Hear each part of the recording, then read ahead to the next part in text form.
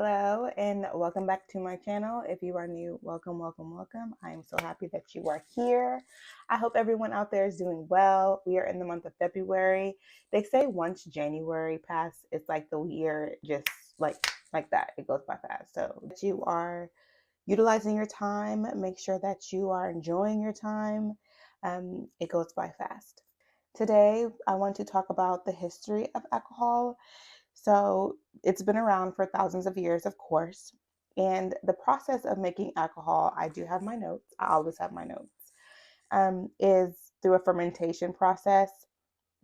So you can ferment foods with sugar, and the sugar produces the yeast, which produces the alcohol. So once the food is exposed to warm air, it creates the yeast, which then converts to alcohol. So I believe that's like layman terms way of how alcohol is produced. So you can quote me, but please, you can also do your own research and figure out exactly step by step how it's made.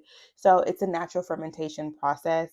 Now, alcohol was originally mostly used medically for pain relief, illnesses, especially in the African culture. So that it was originally mostly used medically. And I was actually reading an article on the Botanica website, I believe, and they were talking about how it could have been an accident that they, created alcohol, because if you leave the sugared food outside in the warm air, it's the natural process, the fermentation process. So it could have just happened by accident, and then bang, they have alcohol. So that's very interesting. So it was a natural drink. It was naturally fermented. In Africa, they had palm wine, that's from Ghana. They had banana beer in East Africa.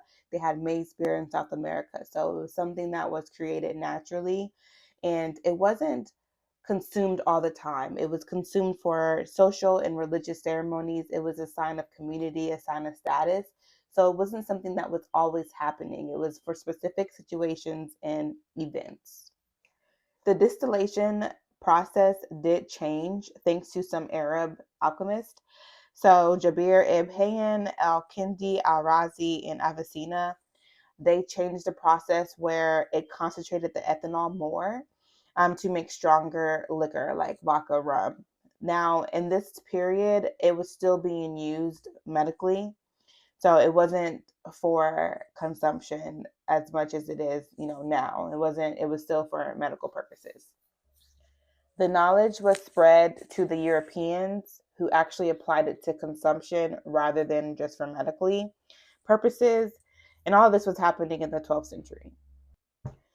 Alcohol and the distillation process continued to get better. It continued to rise through the 15th century all the way up into the 19th century.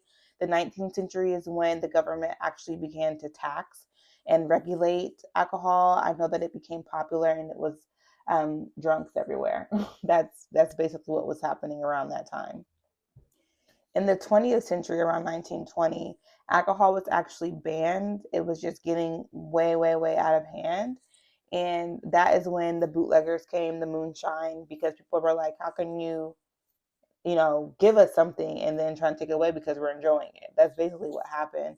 So that's when you have moonshine, the bootleggers, and underground distillation processes. And then, of course, people started getting sick, and it didn't take away the problem. People just were finding, cutting corners and finding other ways to get alcohol. The ban did not last long. The government needed new sources for tax revenue. So also, it caused crime, of course, illegal speakeasies. People were consuming dangerous home moonshine. So Franklin D. Roosevelt in 1932 supported a repeal to help economic recovery. So I don't think they really cared too much about the fact that people were getting sick. I just feel like they just needed a source to generate income. So what's the best way to do that is to get something that the people really, really want and, tax it. Like, that's basically what they do. Alcohol started as an alchemical, and it was going to be utilized as medicine, something to help the community. And it is so far removed from the original purpose. It's now a global industry, and it's not helpful or helping anyone at this point. It's so, so, so far removed. I'm a firm believer that when you start doing things that have purpose and meaning to your life, things just start aligning.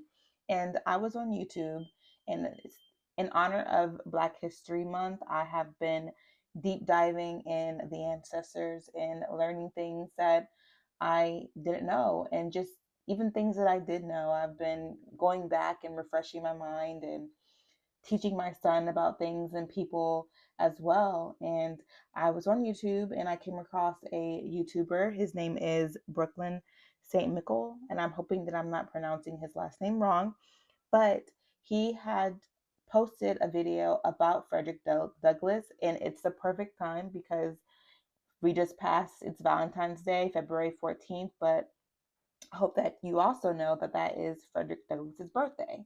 So it's very interesting, one, that that holiday is on his birthday. But anyway, I'm going to start celebrating Frederick Douglass on February 14th, the weekend. So he had a video, and it's called "It is the Thinking Slave Who is Dangerous: How Holidays Were Used to Keep Negroes Ignorant." In the video, he's discussing Frederick Douglass's My Bondage, My Freedom autobiography. And there's one part that I just want to talk about really quickly in particular.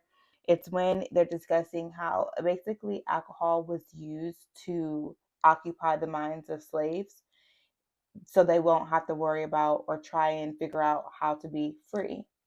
Alcohol was used to prevent slaves from thinking, from figuring out how to better themselves and to get out of the situation that they were in, get out of slavery.